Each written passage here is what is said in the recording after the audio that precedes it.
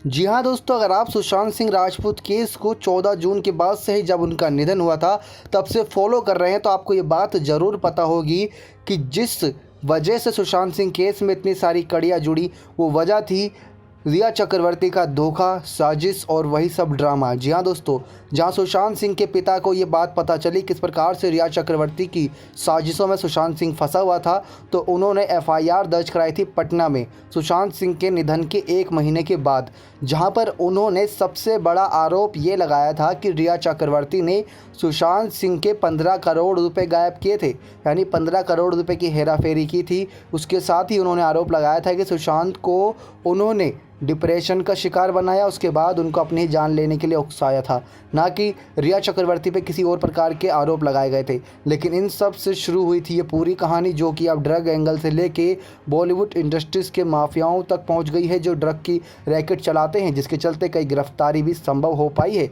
लेकिन फिर से वही गुत्थी वहीं पर वापस आके खड़ी हुई है। सबके सामने वही सवाल है कि आखिर वो 15 करोड़ रुपए कहाँ हैं।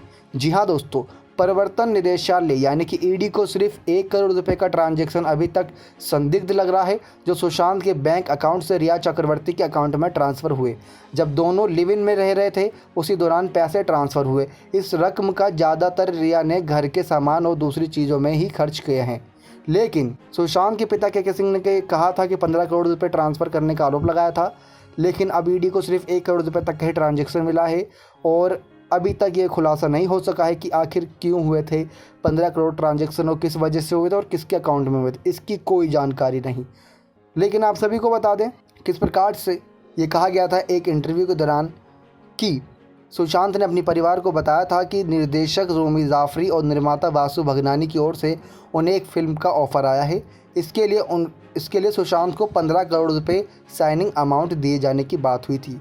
यह फरवरी महीने की बात है। रिया के मुताबिक यह सिर्फ शुरुआती बातचीत थी। सुशांत और निर्माताओं के बीच इस संबंध में कोई औपचारिक एग्रीमेंट नहीं हुआ था, क्योंकि तब चल रहा था लॉकडाउन, तो लॉकडाउन की वजह से यह प्रोजेक्ट टलता चला गया और पैसों का कोई लेन देन हुआ भी नहीं था।